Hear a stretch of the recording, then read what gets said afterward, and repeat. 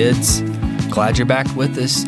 And those of you who have been following along as we've been doing this celebration, this month-long celebration of the author Charles Frazier, thanks for joining us. We're moving on now from Nightwoods, and we're going to talk about the historical fictionalized retelling of Varina Davis's life in Charles Frazier's novel Varina. Nathan Aaron is sitting down with me again, and I was surprised a little bit to find that he says that this is his favorite Charles Frazier novel. I really did enjoy Varina, though, so I can't knock him for that. I mean, I enjoy all of Charles Frazier's stuff. But with Varina, it kind of took me a minute to get oriented again. It was back to the vignette storytelling that he liked to do in Cold Mountain, where we would have like a flashback and we would a memory would come back and Varina would retell that. And it took me a minute to kind of get oriented with that. Sometimes, for whatever reason, it's probably my mind, but the way that it works. But I get a little lost when these vignettes hop around. I know that I talked about that in the novella Train Dreams as well, that we've talked about in the Month of Frazier. But once I kind of had an understanding and things got a little bit more linear, I really did enjoy Varina. It gave me a new idea or a new perspective on a character or a person from history that is in this area that I'd never heard of before or really paid attention to. But we are going to talk about some things with Varina, even though this is Charles Frazier's, again, fictionalized retelling. Is the character in the novel using these chances with her retelling of these stories with her adopted son as a chance of redemption, maybe to change history a little bit? These are some questions that we're going to talk about in this podcast, because it's something worth mentioning. When you come with these Civil War novels, and the authors that we read, I feel like, don't sugarcoat the Civil War, but it's also, there's an odd area, an odd gray area, because most of the authors that we read with these Civil War stories are from the South. And so, we have to step around lightly, because obviously the part of the Civil War with slavery and the treatment of African Americans is not something that we're proud of in the South. And so how do you tell that story without making that seemed heroized or making that seem celebrated? And that's something that we're going to talk about also in this podcast. So I hope that you enjoy it. Nathan Aaron, again, is sitting down with me, and we are continuing the Month of Frazier with Charles Frazier's Varina.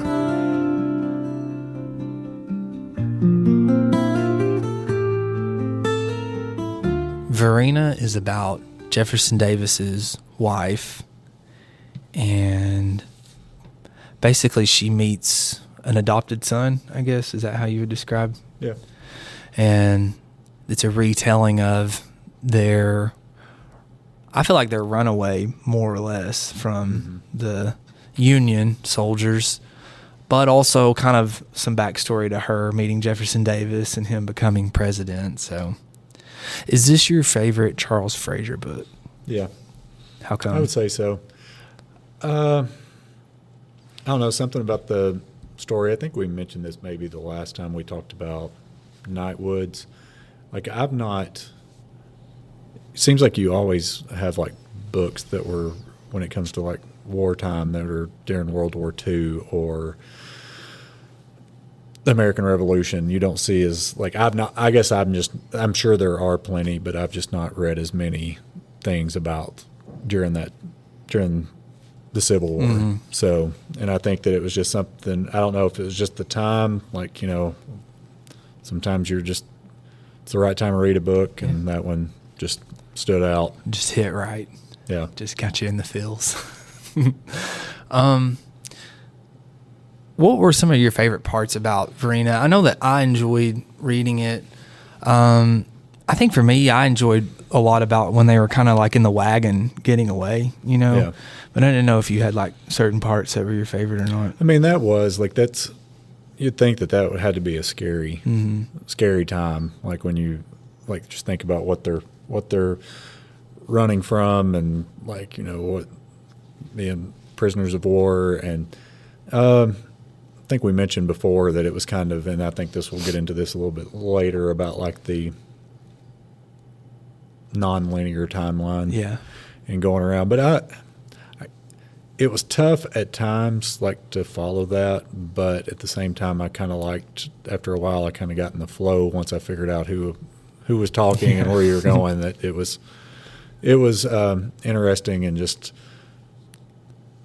I don't know, just I guess her reminiscing and not really in a great way, but like she was still like just remembering the stuff that happened. I liked her interactions with Jimmy. Yeah. So. Yeah, the good memories they had. I don't know how to phrase this. There were times that I was reading it that I kind of felt like that. Is Varina a reliable narrator? Do you know what I'm saying? There were times that I was wondering about that because I know that it was like after the fact, after the Civil War. And I just wondered, was she trying to portray herself as more sympathetic? Does that make sense? Yeah. How did you feel about that?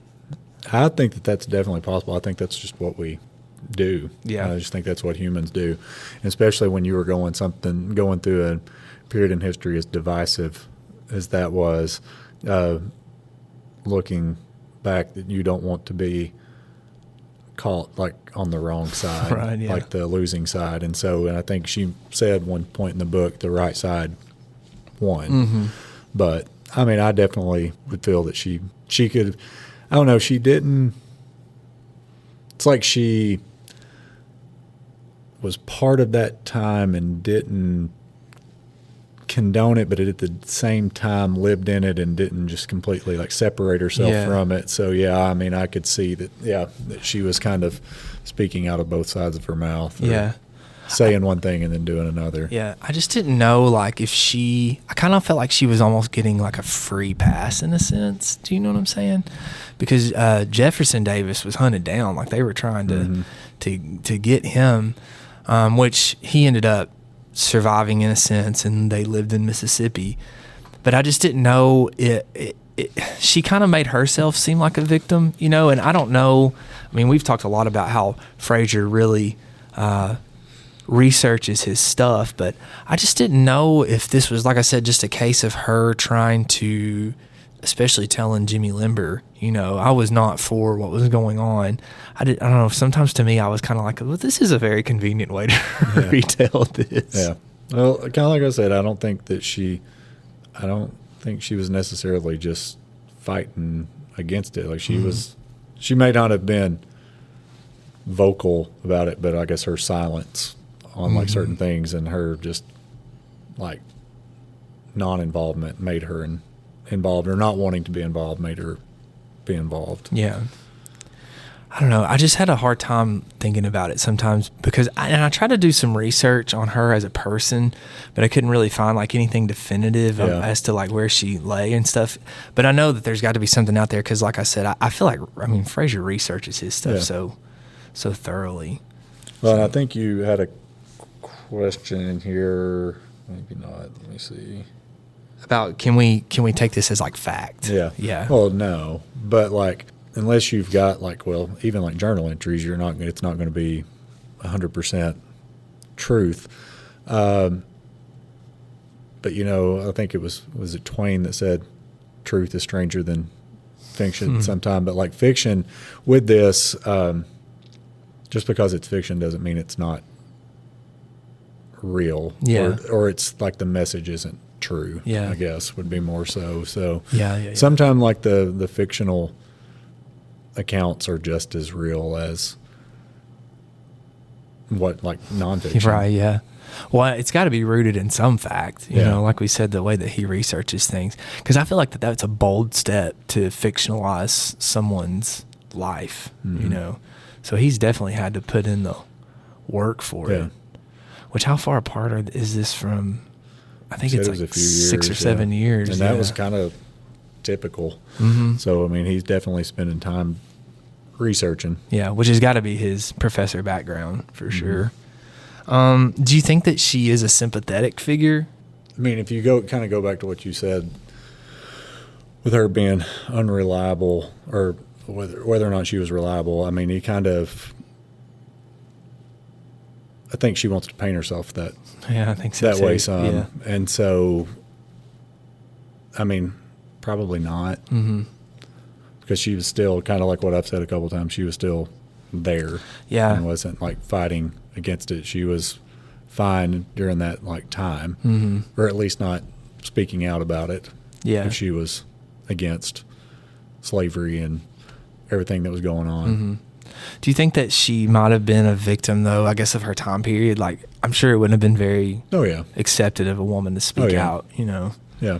So maybe that's I know Crockett talks a lot about how we have to examine maybe why there wasn't a voice there, you know? So maybe that was something that Frazier was trying to point out, was this was someone who was restrained because of her time. Maybe if it was a different time period, this could have been different, you know? Well, and you even look, I mean, up until probably recent history, that would have been the fact, because like if you look back at, I've been reading a book about, kind of off and on, it's a difficult read about Jesus' resurrection and like about like the stuff that you can look at as far as like historical accounts and stuff like that. But, you know, one of the things is in certain accounts, like women were the first people to see the tomb. And so, you know, you've got some things that they will say that like men actually were, like, you know, the Gospels will actually, there's certain things that say, well, the women were the first and then men. And so like, did they leave like that part out because the women were not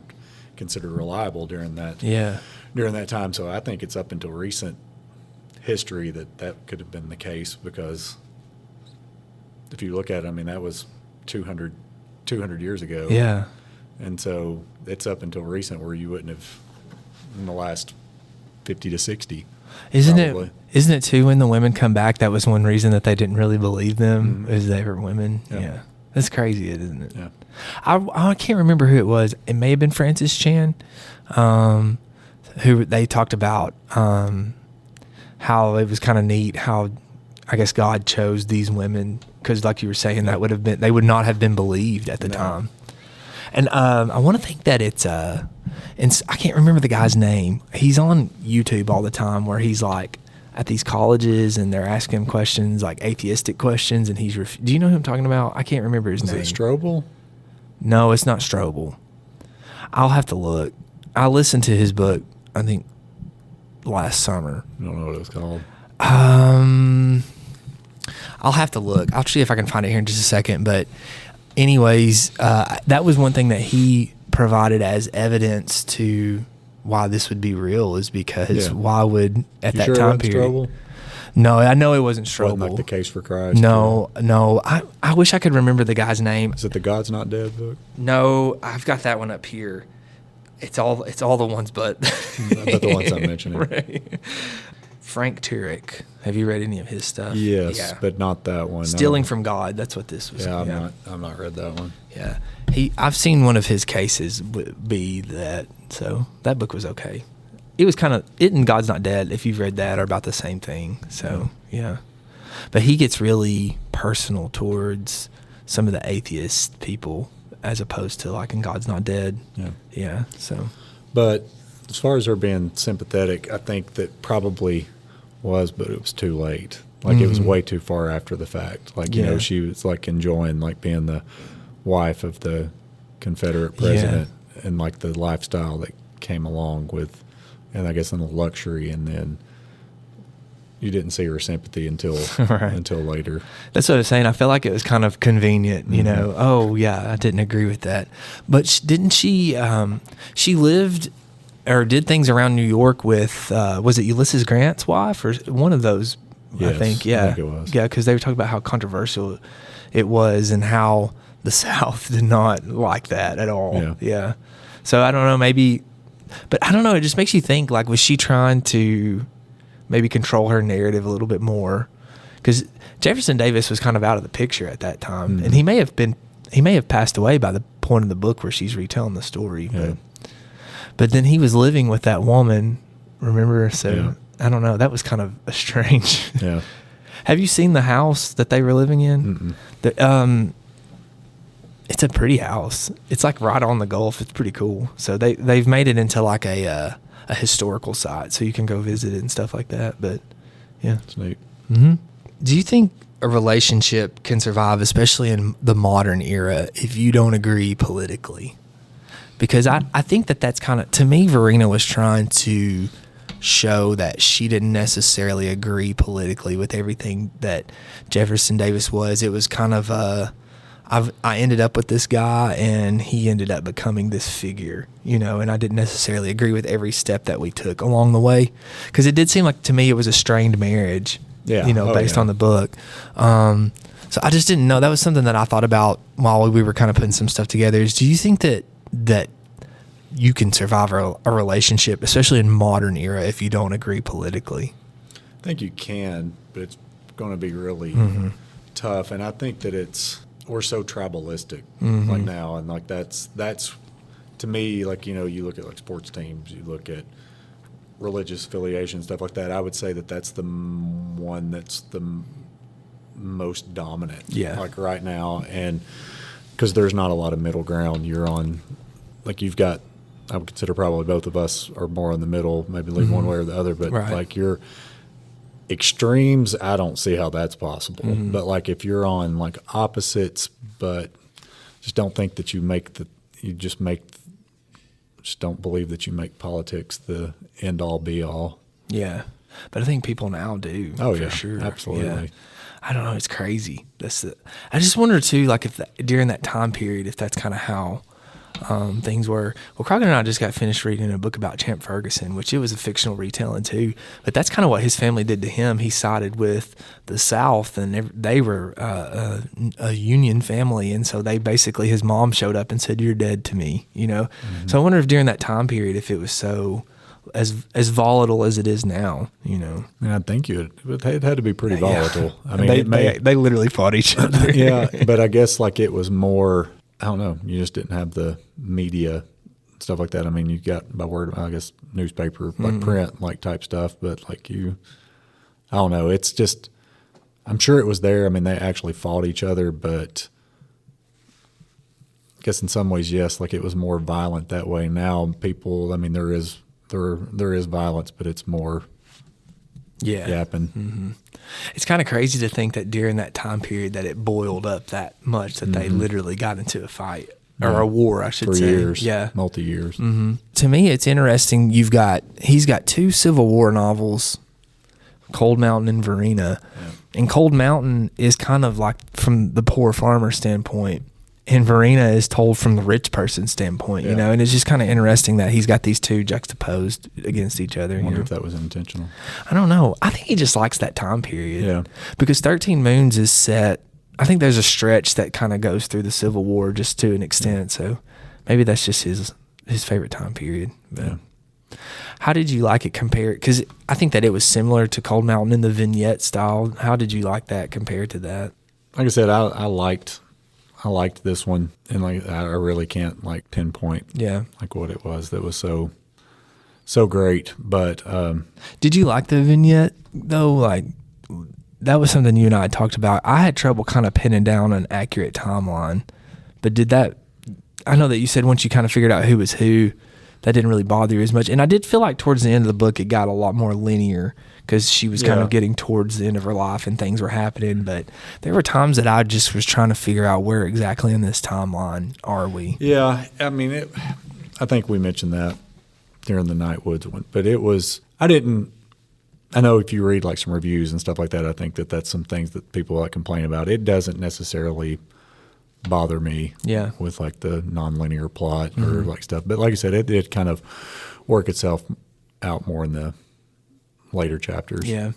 I think the difference for me between it and Cold Mountain with the vignettes is Inman would see something that reminded him of home, and then you would get that retelling where basically Jimmy Limber was just kind of like, tell me about this little story, or do you know what I mean? It was kind of just like randomly dispersed, as opposed to where, like I said, Inman would be like, oh yeah, this reminds me of Cold Mountain.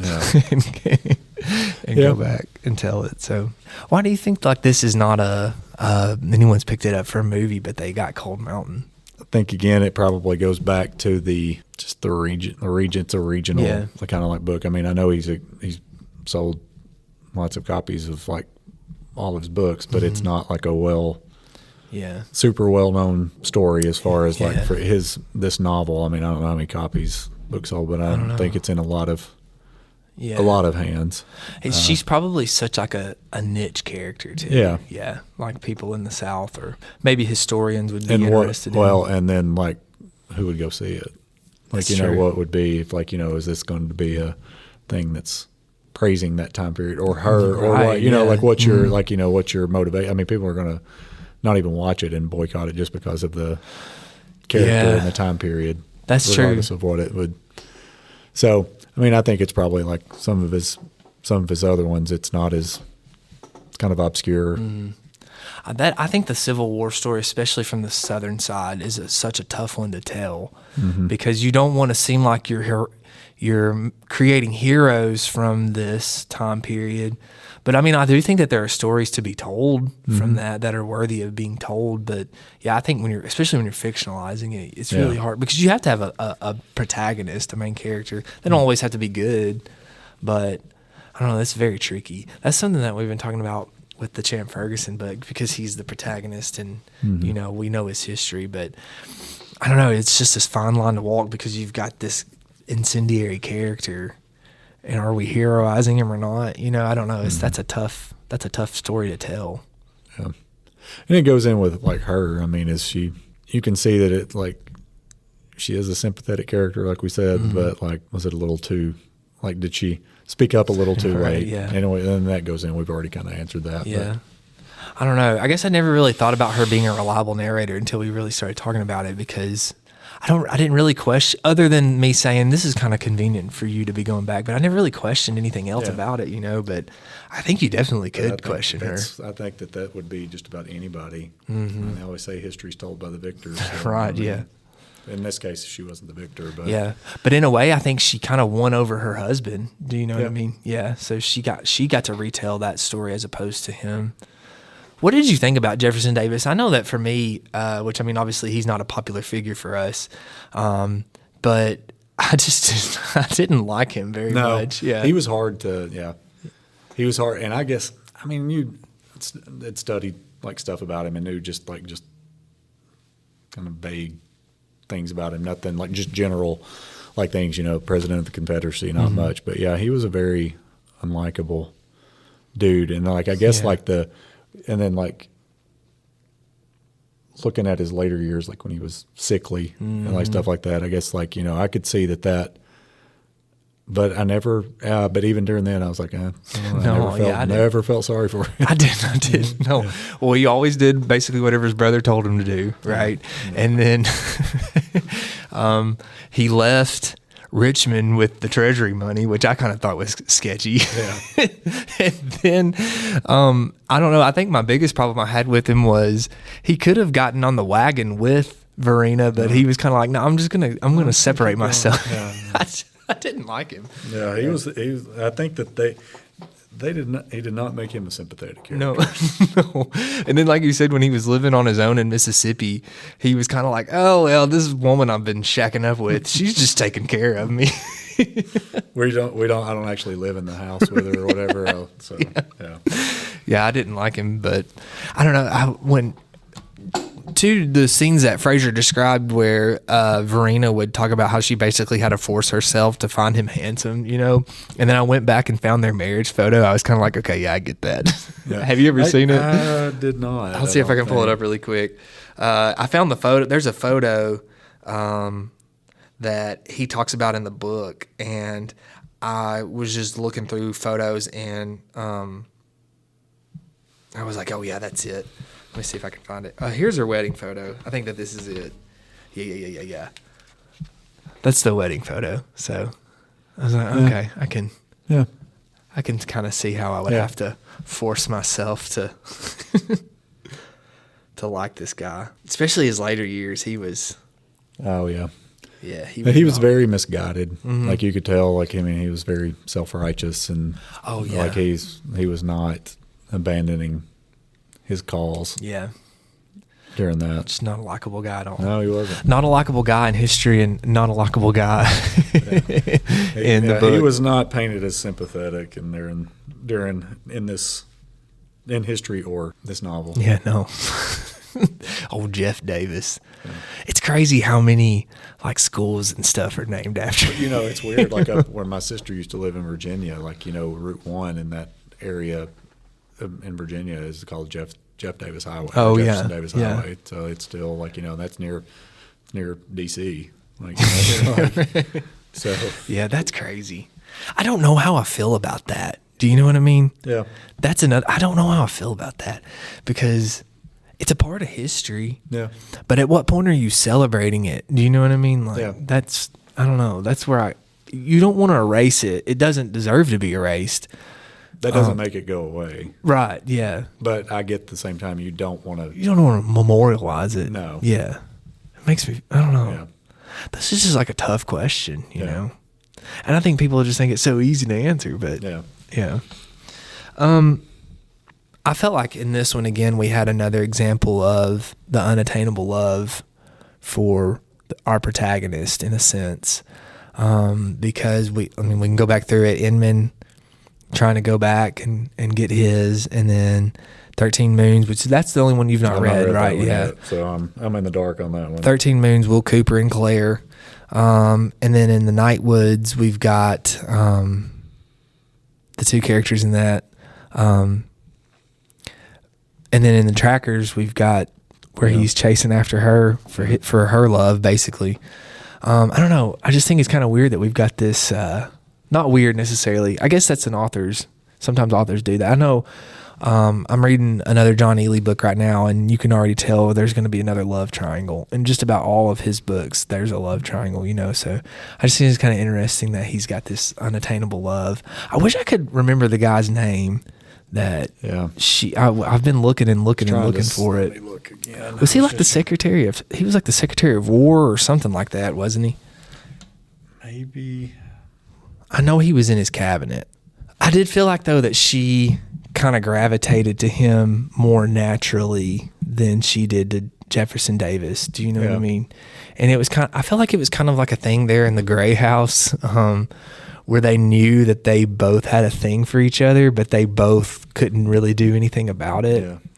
And I almost think that she preferred having him with her when they were, I guess, on the run in their wagon as opposed to him, you know? Yeah. It's kind of like when you're, like, it made me think, which you didn't necessarily have to have any type of resolution, but whenever there's a character introduced in like a TV show or something like that, you're watching and it doesn't resolve itself. I'm like, well, what was the point of this character? But like, I mean, there was, but there was never any other really mentioned resolution. I mean, we can't even find what his name was in the book. So I know. I don't know. Well, he was there too. He was trying to calm things when the two guys that hitched up with them were. You remember they were in that. They came across that family and they ended up killing them. And he was trying to. Burton. That's it. Yeah. Yeah, Burton. What's his name?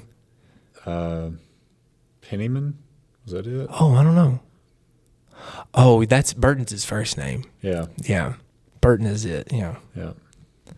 Yeah. Her and Burton. I feel like she definitely was wanting a relationship with him more so than with, but I don't know. That makes you think about too at the end there, we were talking about Jefferson Davis not being very likable and how I think Varina stayed loyal to him even after the fact. And then when she kind of came across him in Mississippi and he was living on the property, caretaker.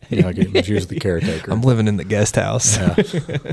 I just happened to be over in the main house most of the day. Yeah. And night. But that theme, like, it was, you even look at like, you think of like the unattainable love was just like between her and Jeff or her and she and Burton, whatever. But like, it was also, most of like it was with her kids too. Mm-hmm. I mean, because, a lot of them died. Like she never had any type of really relationship, and as a mom, it's like she would want that. Mm-hmm. Yeah. And so I want to think too, you say that and it reminds me when I was reading it, it made me think too when we were talking about can we trust what she's saying.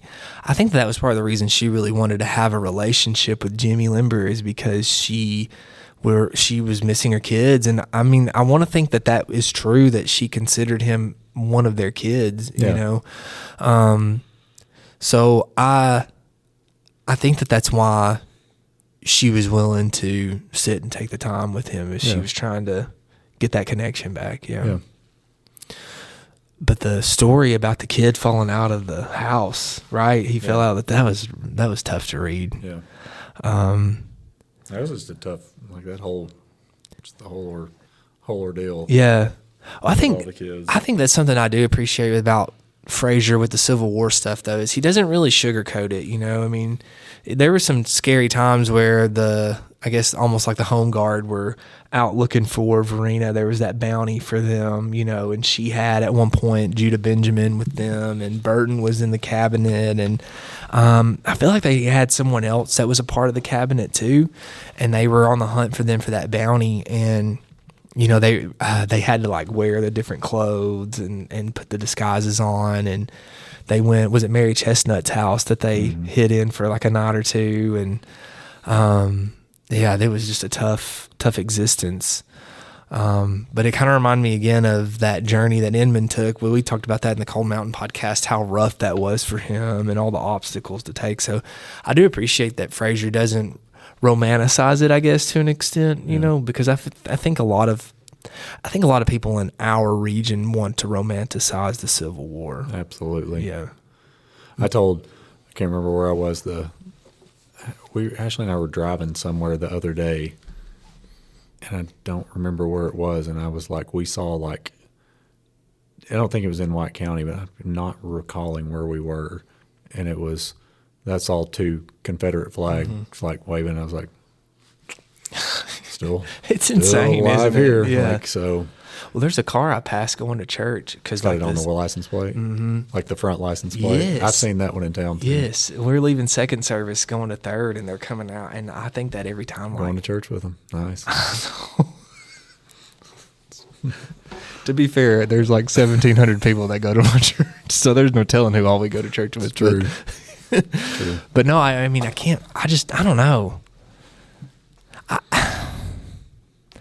I can't get over the people, though, who don't understand why, like, an African American would see that and not get uncomfortable. Yeah. You know what I mean? I can't get my mind past why people. I mean, we've had, you know, it's been a few years, but I mean, it's been a while. I've been at Sparta. We had, you know, like a kid that came at had a flag, like tried to put it in the bed of his truck, you know, and like was like waving it and like didn't see the issue. Yeah. And so, but you know, that comes from parents too. Just ignorance, so, yeah. And allowing it, yeah. Yeah, and I think that, like I said, I think it's been romanticized in this area to an extent. Not to an extent, but yeah, it's been romanticized definitely to where it was like this heroic cause, and that's not really the case. It was not rooted in that, you know. I think that, like I was saying, I think that there were people who got wrapped up in it that didn't want to be in it, but and you don't want to, I guess. But that's all. It's basically all wars, especially during that time. Like you know, you were. I mean, I'll just look at any. Like, there's going to be people that are innocent, I guess, for lack of a better word, that are in the middle of it that are going to be casualties. Yeah, yeah, yeah. Do you like the Civil War over other wars? I know that that's kind of a guy thing. No, I guess I do like, I feel like I gravitate a lot toward World War II stuff. Like, you know, like it's, yeah, I guess because it's not that I'm like romanticizing him or putting him up on a pedestal, but it's amazing and like fascinating how one person like literally like just got so many people. Yeah. Like literally one person got so many people to believe in his cause and like fell into it, like and like so many, like you hear cult members being able to do that on a small scale, but like that was, I mean, millions, like that were able to. And I guess that one's like more like, I guess, fascinating, like that happened, like that so much of that was focused on one particular group of people, and just allowed it, allowed it to happen. So yeah, I think I've said this on the podcast a lot, but Kyle Goff, we read Night with my freshman honors, and I tried to pair it some with Man's Search for Meaning, and Kyle had read that. We'd read that together, and so he read Night, and then he came and talked to my class. We had kind of like a discussion like this in front of the class, and that was something that he said that I'd never really thought about. He was like, the Holocaust, World War II, all of this happens because of one man's choice. Like, he made the choice that I'm going to do that, which ultimately led to other people making one choice of I'm going to follow that. And it is kind of crazy to think about. Well, and you look at like the people allowed it to happen. I don't know if we've mentioned Bonhoeffer's like stuff like during that in his role, but like he literally saw it and was trying to get the German church to not endorse him, and but they endorsed him. And like so then that's why you have like his own, like they had I can't remember the exact names. One of them was like the professing church, and then like Bonhoeffer and them had like another one that was like against him. But like he just had so much power over people. And then, but it was his choice. Yeah. Like, it was one person really caused all that. I know. Have you ever? I know you gifted me in the Garden of Beasts. Have you read it? Not yet. Oh, you need to. I've got it on my. I've got it. It was on sale on my Kindle, so it's on my. If that concept interests you, I mean, Larson steps you through that, how it went, because there are times where in the novel they're kind of very like, I guess, laissez-faire towards Hitler. You know, it's just kind of like, he's a joke, because they didn't think that he would survive, like the Nazi party would survive, that he would like end up getting voted out and all this stuff, and he just like slowly, methodically picked people out and waited for his time, like the perfect timing, you know. I mean, years. It was like right after World War I, World War I, whenever he started like really kind of getting, you know, his 20 years of like he was patient, very methodical. Yeah, it's kind of, I don't know. It's kind of scary, you know. I mean, we talked about how our politics. When you watch what's kind of going on now, you know, it is worrisome when you read that and you realize how one man, like you said, was able to just slowly, methodically pick these things apart until an entire nation was blind to what was going on, you know. And you think about the timing of it, the Depression in Germany was so much worse than it was here. And they were so desperate to have a national hero. And he came on saying, hey, let's bring back German pride and let's bring back all of these things that we should be proud of as Germans. And they were starving for that. And so that's why you hope that term limits you hope so much like you know, regardless of what, like, it's just like you got term limits, and then it's one good thing about like how you've been in the US, like, you know, there's usually it's just you go too far one direction, the other side brings it back in, and then hopefully like when it goes to one side you just go like, it's just, I mean, you've gone throughout like the history of the country, and that's basically what's in the 250 years, like I just think social media and like the 24-hour news cycle has made it so that things are so extreme. Do you know what I mean? There's no moderation in it. Yeah. I mean, and so like I'll read enough to like be like somewhat in the know about it, but like I try not to. I get it. Yeah. On it. You can get wrapped up in it. It's almost like a disease, like a sickness. Yeah, because I don't know. Yeah, no, I get it. Yeah, but you don't keep up with sports anymore. Not much. What do you do? Just read? Yeah. We have been watching. We got caught up on Shrinking. It's a great show on Apple TV. You told me about that with Harrison Ford. Highly recommend it. Yeah, that's how I'll be when I'm 80, if I make it that far. You will. That's how I'll be. I'm going to tell you something. My joints from running right now are hurting. I haven't been running, so mine are not. I know. I thought about that. Friday, I did a long run, and I got home, and I sat in my chair and read, and when I got up, my back was so stiff, and my knees were hurting, and I was getting up going, oh. That's the one thing my nephew and I talked about this weekend. We went up for a wedding, and we spent the night with them on Friday night, and it was like, we both like had trained for that marathon, and we're just like, don't miss that. Yeah. Like I don't know. And I may get back into doing like some 5Ks and something like that. But like I've just been enjoying like getting up in the morning, doing our little class at the Y, and then like some days like doing like getting on the rower, getting on the stepper, getting on the bike, getting on elliptical, almost anything but the treadmill. Like I ran part of my nephew gave us a workout like last week to do, and it required like, he was wanting to do some kind of challenge for like, it was like 45 days until Father's Day. And so you do eat 45 grams of protein, do 45 burpees. I'm out. before 9 a.m. or something like that. Yeah. So it called for like you did 23 burpees, you did a mile run, a mile row, and then 23 more burpees. So you did 46. But to do that, and I did a mile on the treadmill, and I was like, this is terrible. This is awful. Like, I don't know. Like, I'm just not, it is not, the bug has not bit me again right now. So I told Mary Beth I think I probably need to start doing like some yoga or something. I think that's part of my problem is my hamstrings are so tight that my stuff gets hurting. I hate burpees. Are my least favorite workout of all time. They're effective. I hate burpees. When I was at Roan State, have you been in the gym there? No. Okay. When I was at Roan State, our coach, that's kind of when CrossFit was like starting to really get big. Well, that was our strength and conditioning. We started doing CrossFit, and that's so burpee heavy. And we went, before I went with a couple guys that I hung out with in my rotation, we went to Taco Bell before, and they were like, try this chicken soft taco. And I was like, guys, we're about to work out. I'm not doing this. And I ended up eating it.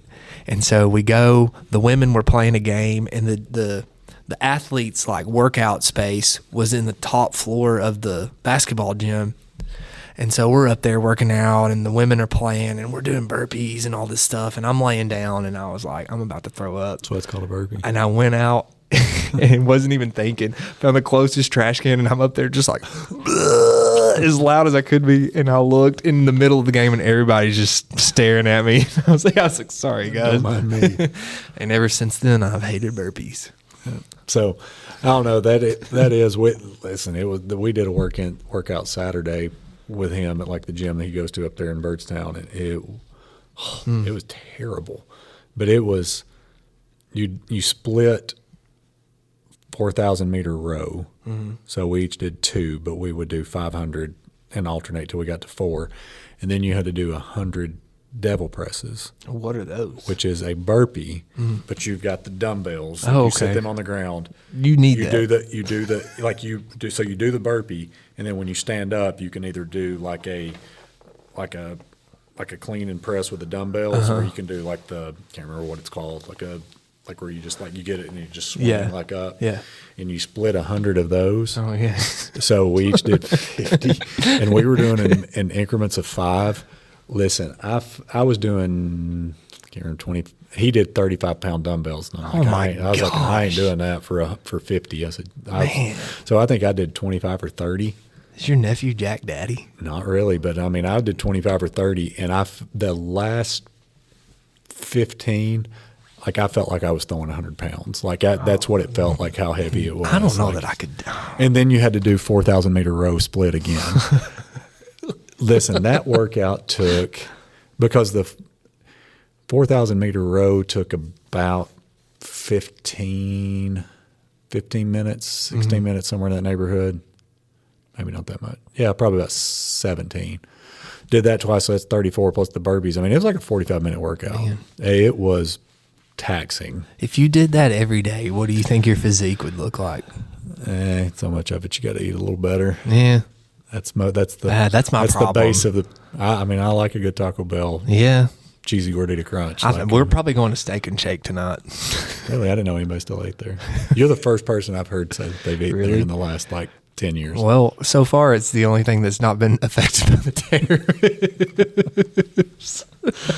So I don't remember the last time I've eaten there. I mean, I'm going to go out and say Ashley and I have been together for the better part of 10 or 11 years. We've never been there. Really? I'm trying to date it, but I'm going to say I'll say 15 years. Wow. And I don't remember when. It had to be the one in Cookeville. Yeah. It's good. Yeah. Mary Beth and I went there, and it was $15. And you're the only two people in there, right? Yeah. Well, we went through the drive-thru. So And we were the only people. And they were like, drive-thru. "Oh, thank you. We're about to shut down. We're about to close down for the night." I can't figure out if IHOP's still open or not. I heard they filled their house. Last time we went, it's been a few years ago. It was awful. Yeah. Awful. That's what I've heard.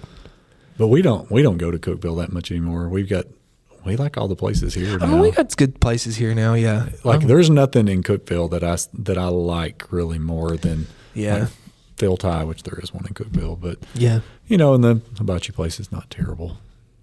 Yeah, not terrible. And we have El Tap. El Tap, the Mexican restaurant on the mountain. Oh yeah, is it good? Casa Marina, maybe. I think that's what it is. It's good. They have a Mexican pasta. Ooh. I bet Mary Beth would like that. Great. Yeah. And a chocolate chimichanga. Even greater. Wow. Even greater. What's in that? It's like, the chimichanga is the fried shell, but it's got like Hershey's chocolate like melted like in it, and then they give it with ice cream and they sprinkle it. Oh my gosh. Listen, fantastic. Sierra and Lily brought me some churros from El Tap today. They didn't bring me any. Well, they don't listen to the podcast, so we could call them out, but they don't listen to it. That's true. All right. Is Daisy a bad character? Is Daisy a bad character from Great Gatsby? No. She's awful. No, she's a terrible person. They're all bad people. Everybody. Yeah. They're all bad people. But I think that's what makes it a good book. We talked about that this morning. Like, sometimes people think that you have to have these characters who are good people. You have to have somebody. There's not. No. I kind of feel sorry for Gatsby. Yeah. Yeah. He's sympathetic. Yeah. Because, he wanted Daisy. Yeah. He did whatever he could to get her. Yeah. So, to an extent, I get it. She's still... She's awful. The terrible person. Is she the worst one of the lot? Yes. You think so? Yeah. Worse than Tom? Yes. Why? I don't know. Tom is pretty bad. Tom's bad. Yeah. The guy that plays him in the movie's so good, too. Oh, he's good. I think everybody was cast pretty well. Oh, I think so, too. Yeah. I told Crockett that I thought my favorite character that I guess would have been friends with the most would have been Jordan Baker. I agree. But he was like, no, she's just as bad as all of them. But I don't know. What would you rate Varina? Because that's what we're talking about. And we're back. It is the month of Frazier. What would you rate it 1 to 5 stars? I'd say, it was about a 4.5, so that's why I rounded to 5. Rounded up, yeah. I gave it 4 stars. Yeah. What about on the 1 to 20 psycho scale? What would you give it on that? So if let's see, I'm assuming you'd probably be like a 17 or 18, because 16 would be at the top of a 4. Yeah, 17. Okay. Yeah. I think I'm probably at like a 14 or a 15, because with the vignettes at some points I was having trouble like nailing stuff down, and I'm kind of like you. Towards the end I was really starting to enjoy it, but I think that's because I got into the linear structure. Do you know what I'm saying? Yeah, so. But then I remember growing up I used to love Pulp Fiction. Oh, I've never seen that. Did you know that? Yeah. It's a lot. It's non-linear. Is it not? Oh. I've thought about sitting down and watching that with Mary Beth, but I know it's not a date she movie. You need to watch that one by yourself. It's terrible. Do you know what, though? We watched The Hateful Eight, and she loved it. Really? Man. I was not expecting Then she it. made... I don't know. I can't figure her out with her, like... That's very likes and unpredictable. I know. Like, that's not one... Like, Ashley hated The Hateful Eight. Did she? Oh, goodness gracious. I know. And Sam Jackson in that, he is awesome. Oh, man. How much would you pay for this at McKay's? I know how much I paid for it. And I tell you what, McKay's, I got it from. Knoxville. Mm-hmm. Because it's closer to Asheville. And I got it for $1. Yeah. I think I paid either 99 cents or $1.99 on my Kindle Did you? for it. That's good. I got it for $1, but when I went and I found it in Nashville, it was like $6 and $7 for the same one. Yeah. What do you think about that? I know what you think about that. I just want you to say it. Knoxville's better. Oh man, It is. I think I would. It's I like think everything else in Nashville. It's overpriced, except for the hot chicken. This is because It's worth there's every just penny. like the high quality. Everything in Nashville is like high quality, Terrible. luxury. My son-in-law even said last time when we were, this has been a few months ago, when we were down there and we said we were going by there, and he said, "Well, don't be surprised about the sticker price now." Oh, he yeah, said you yeah, get some yeah. sticker shock. So Don't and they've got a tax now for the new football stadium, don't they? Or am I wrong on that? maybe, I don't know. but yeah, Nashville's terrible. I love Nashville though. I don't know. You're so trendy. Well, I think my grandma was in the hospital when I was in 7th grade for about a year in Baptist, and so we would live in Nashville literally on the weekends. On Friday after school, we would head there and stay there until Sunday night and come home. So I think it got to where my parents were kind of like, well, we can't just stay in the waiting room all weekend. So we would like walk around West End and find stuff. So I think that's kind of where my love for Nashville came from. So it's my second home. That's my people. I still don't like it. Okay. I don't know if you're ready for this. This is my favorite segment of the show now. Crockett's invented this one. You have to say thank you as one of the characters from the book. Not happening. You won't even do a Jeff Davis? No. What about a Burton? How do you think he would say thank you? Politely. Well, let's hear it. I don't know, I'm good. That sounds terrible. Like Crockett, what a weirdo. This has caused the most laughs, people doing this. It's been so funny. For the two people that listen. Which is me and Crockett. What was his? Who did he have to? He started it when we did Devil in the White City. He did he did the guy that like created the fair, and then I did mine as H.H. Holmes. What was H.H. Holmes? How would he say it? I can't. Oh, he wanted me to look into his eyes and try to convince him that I was really thankful, and I was like, "Thank you so much." Because you remember how charming H.H. Holmes was. Yeah. I think my 1-2 Hannah did In Cold Blood with me, and I did mine as Truman Capote. This has been fun. Yeah. Also, Hannah and I did A Night to Remember, and I did mine as Rose when she's on the. Yeah, I'll never do this. Don't even ask. Okay, well, I guess I'll solo this It one. was just like, it's like you. And Ashley, my wife, would know this as well. This has been a few years ago. It reminds me of like we did this like a newlywed game with like when we hadn't been married long at church, and you ask like you answer the questions, and then like you're out, then the spouse will answer what they think you answered, and you have to match them or whatever. And like we won it, and we'd been married for like a year and only had dated for like a year or two before, so it wasn't like we knew each other pretty well. But there was one is like what would be my favorite karaoke, like what would I karaoke to? And my response is I would never do that. And so when Ashley they asked her to answer that question, she said nothing. Like no, he would never do that. Like so, yeah, that's not happening. Okay, that's how I take the same stand as I do with karaoke. That's okay. It's okay. You can do two. I'll do two. Okay. They're probably going to sound the same. All right, I'll do this one as. Is it like the Zoolander stairs, like the looks? Blue Steel. Man, I don't even know who to do. Blue Steel. I don't feel like there's like You really. better watch it on this one. This one could get. This one could get. This one could get you canceled. Yeah, I know. I'll do mine as Burton, and Varina's Just Kissed. And you just found out his name.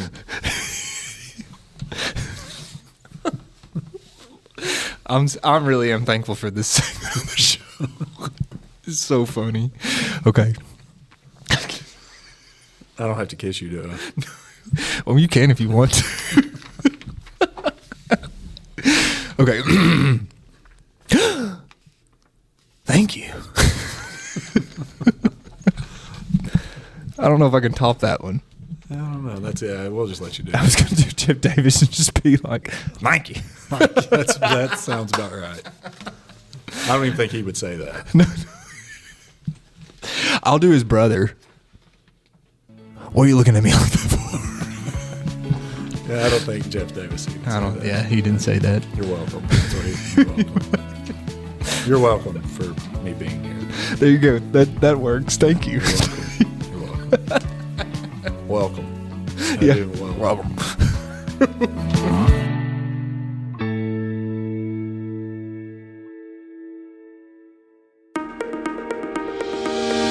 Hey, if you're a fan of good conversations and fresh takes on literature and the kind of school stories that stick with you long after the bell rings, well, I've got a podcast for you. It's called With Honors, and it's where my high school students have taken the microphone, not just to analyze books or talk about our lessons, but to reflect on what we've learned this year, have conversations about what surprised them, how our literature and classroom experiences connect to their real lives. And we talk about everything from symbolism and Poe to the pros and cons of class pets, and all through the voices of smart, curious students who have learned to speak their minds. New episodes drop regularly every week, and everyone is a snapshot of what it looks like when students take ownership of their own learning and have a little fun while they're at it. You can find With Honors on Spotify, Apple Podcasts, and our YouTube channel, so check them out.